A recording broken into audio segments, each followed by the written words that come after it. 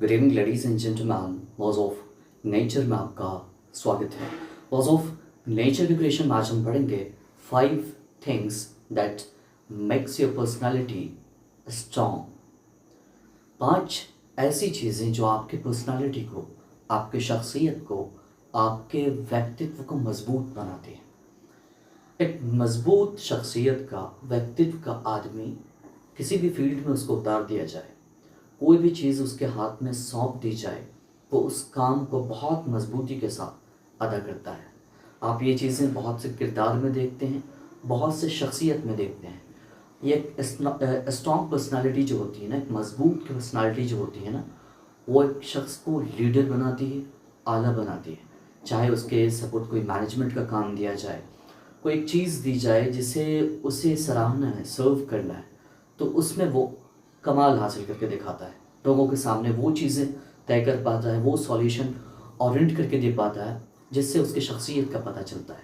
अब महान लीडरों में यही चीज़ें पाती हैं कि उनके शख्सियत, उनकी पर्सनालिटी, हालात से लड़ने की जो कला थी, उनके अंदर जो हुनर था ना, आर्ट था ना, वो बेहतरीन था।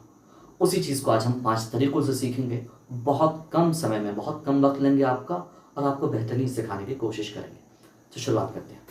पहली चीज़ इसमें है सेल्फ कॉन्फिडेंस। वो शख्स जिसकी पर्सनालिटी को मजबूत होना चाहिए, उसके अंदर ये बिलीव होना चाहिए खुद को लेकर के, कॉन्फिडेंट होने का। ठीक है, believe in your self and your abilities helps you face challenges boldly and make decisions without fear. सबसे पहले ना, किसी शख्स को कोई काम सपोर्ट किया जाए, कोई काम दिया जाए, तो उस शख्स को ये अपने अंदर, अपने एबिलिटीज़ पर, अपने ऊपर ये बिलीव होना चाहिए, ये विश्वास होना चाहिए कि वो उस चैलेंजेस अगर आएंगे उस काम को करने में, तो वो अडिग रहेगा, उस चैलेंजेस के लिए हल निकालेगा, सॉल्यूशन ओरिएंट करेगा, उससे घबराएगा नहीं, अपने एबिलिटीज़ पे उसको भरोसा होगा। ठीक है, ये चीज़ उसके अंदर होगी जो कि उसके डिसीजन मेकिंग में, किसी फैसले को लेने में बहुत आला किरदार अदा करेगा। दूसरी चीज़ है इमोशनल कंट्रोल। जज्बात जो इंसान को बारहा हराते हैं, बहुत बार गिराते हैं, फिर इंसान खड़ा होता है, फाइट करता है, लड़ता है, फिर से अपनी एबिलिटीज़, अपने बिलीव, अपने ऊपर कॉन्फिडेंस लाता है। तो इमोशन पे कंट्रोल करना पड़ेगा।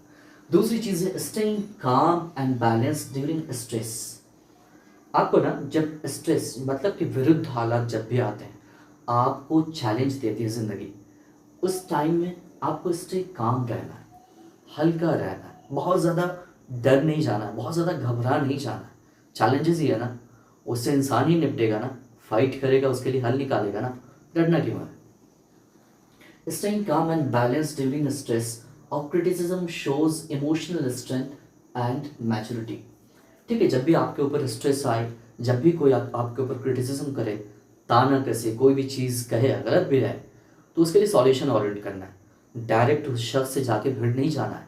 उसके लिए सबसे पहले क्रिएट करनी है कि आप जो क्रिटिसाइज़ कर रहे हो, किन चीज़ों पे कर रहे हो, वाकई में वो चीज़ें गलत है भी, अगर है भी तो मैं उसकी आपके सामने ये भरोसा दिलाता हूँ कि मैं उसे ठीक करूँगा। ये आपके अंदर रिस्पॉन्स की भी सलाहियत होनी चाहिए कि आप उस चैलेंजेस में उस रिस्पॉन्सिबिलिटी को उठा सकें।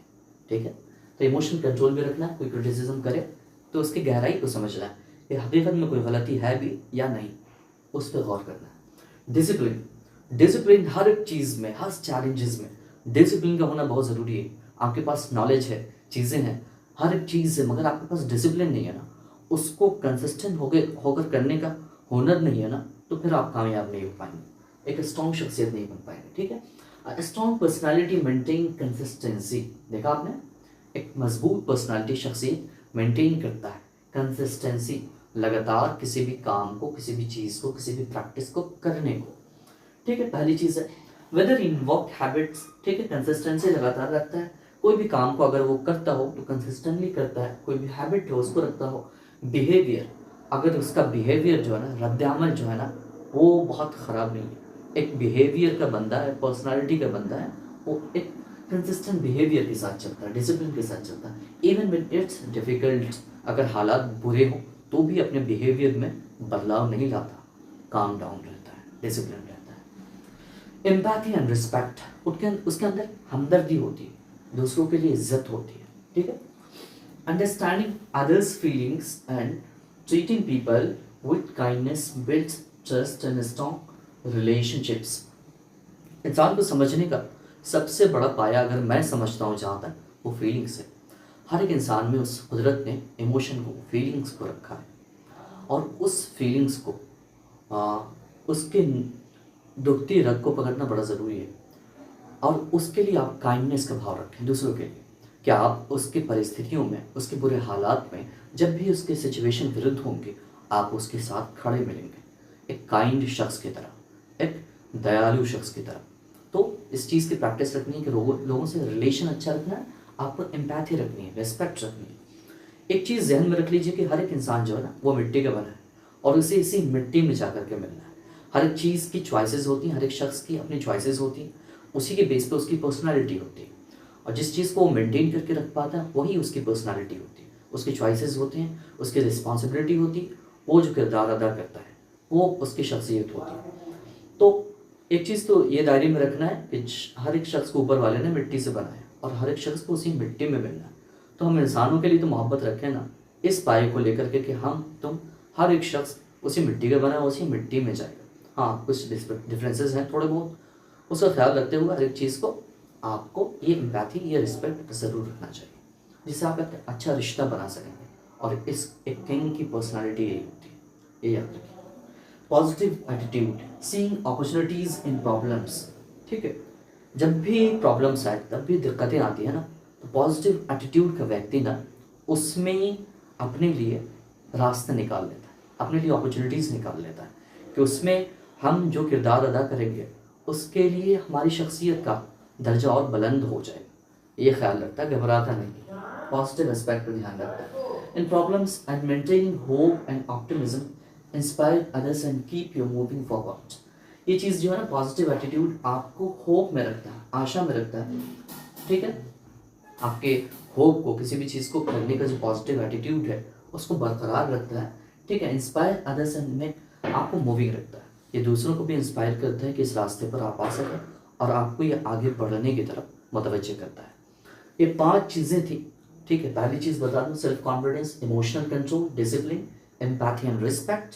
लास्ट चीज़ है पॉजिटिव एटीट्यूड। इन 5 चीज़ों को अपने पर्सनैलिटी में, अपने शख्सियत में ग्रूम करने की कोशिश कीजिए। होप यह है कि आप इसे अपने ज़िंदगी में थोड़ा थोड़ा करके उतारेंगे, अपनी आदतों को बदलेंगे, अपने अंदर एम्पैथी पैदा करेंगे, लोगों के लिए रिस्पेक्ट पैदा करेंगे। ठीक है, अपने अंदर बिलीफ पैदा करेंगे कि आप अपने एबिलिटीज़ पर, आप जो भी अपने अंदर बना पाएँ उस पर विश्वास रखेंगे, डिसिप्लिन मेंटेन करेंगे। और लास्ट चीज़ है पॉजिटिव एटीट्यूड। ये तो बहुत ज़रूरी है, ये आपको मेडिटेशन से, गौर खौस से, नमाज से, उस मालिक के हर एक चीज़ के शुक्रगुजारी से ये चीज़ पैदा हो सकेगी। होप यह है कि आप अपने अंदर ये 5 चीज़ें बिल्ड करेंगे, जिससे आप अपने शख्सियत को, अपने पर्सनालिटी को आला बना सकेंगे, अपने आप को बुलंदियों पर ले जा पा सकेंगे। आज के लिए इतना ही। Thank you very much.